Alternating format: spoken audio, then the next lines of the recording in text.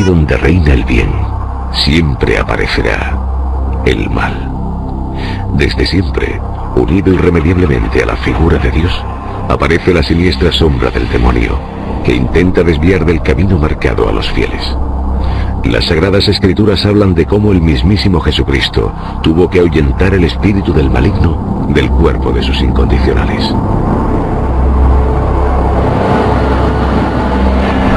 Pero estas atrocidades están aún presentes en nuestros días, por increíble que parezca. Hace años hubo un caso que sacudió al viejo continente y que enfrentó a los dos sectores más radicales de la Iglesia Católica. Esta es la terrible historia de Anneliese Michel.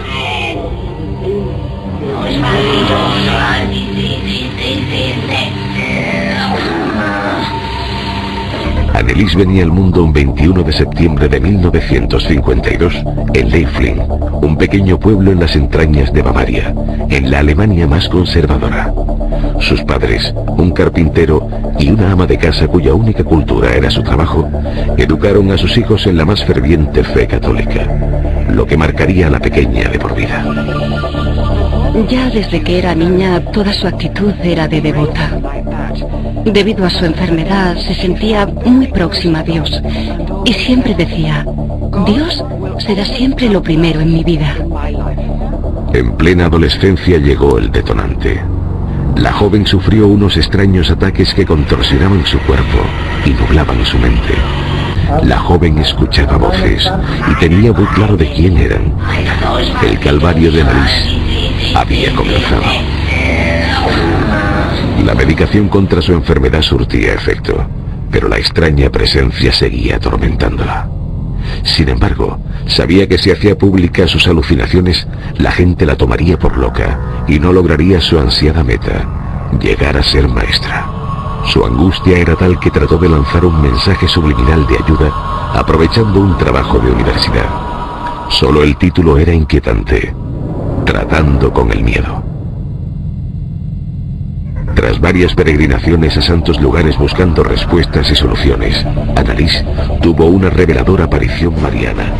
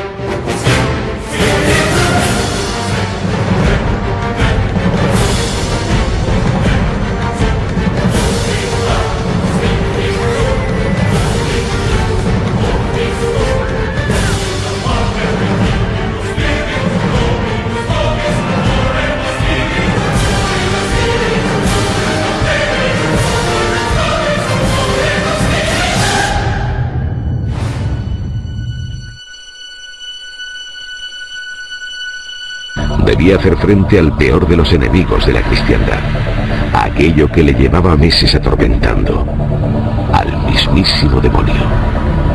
Anneliese se empeoró. Los ataques eran ya continuos, la imagen era dantesca. La joven se retorcía como fuera de sí, cambiando el tono de voz, blasfemando e insultando a todo ser humano que se le acercase.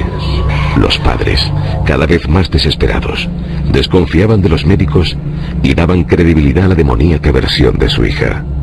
Pese a los consejos del neurólogo exigiendo que volviese a medicarse, solo vieron una solución: la Iglesia. En un principio, las altas instancias eclesiásticas denegaron la posibilidad de hacer el exorcismo a Anneliese.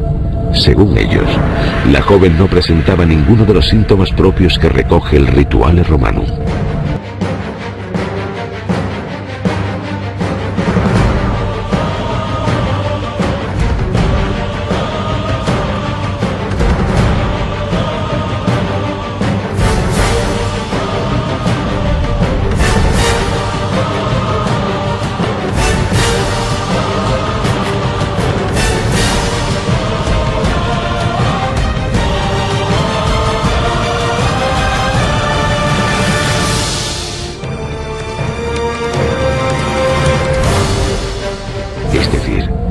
hablar en idiomas desconocidos, exhibir una fuerza física desproporcionada, manifestar repulsión por objetos sagrados y conocer hechos muy distantes en tiempo y espacio.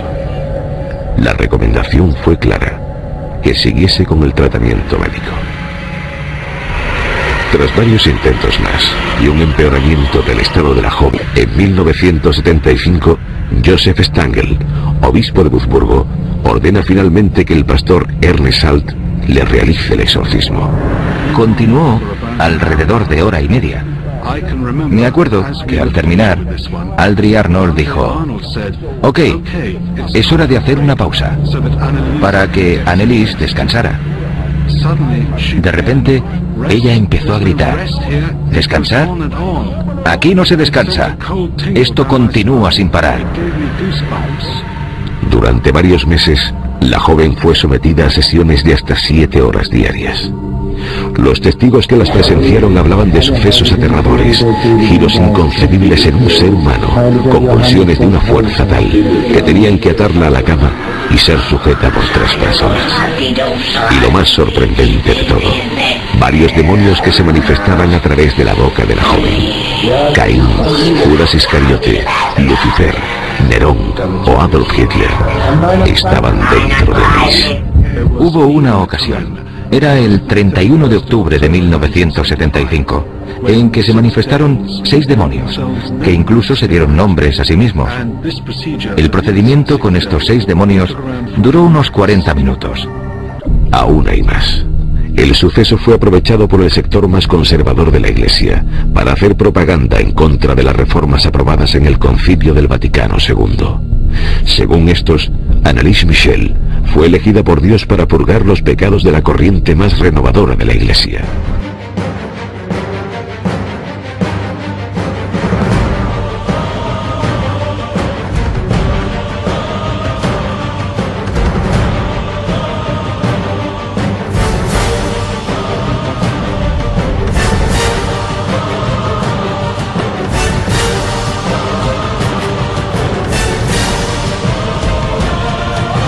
Cintas con el escalofriante sonido de los gritos de la joven durante los exorcismos fueron hábilmente repartidas por las iglesias de Alemania. He realizado miles de exorcismos y de estas cintas he escuchado las suficientes. Escuchando su voz y observando su comportamiento, se puede asegurar definitivamente que el diablo está presente. Con 31 kilos de peso, con neumonía y síntomas de inanición, completamente magullada y demacrada, con las rodillas rotas por las 600 genuflexiones que le obligaban a realizar diariamente, Anneliese Michel no aguantó más y murió en 1 de julio de 1976. El suceso sacudió salvajemente a la opinión pública alemana. Los padres y los sacerdotes que realizaron los exorcismos fueron llevados a juicio acusados de homicidio negligente y condenados a 6 meses de prisión.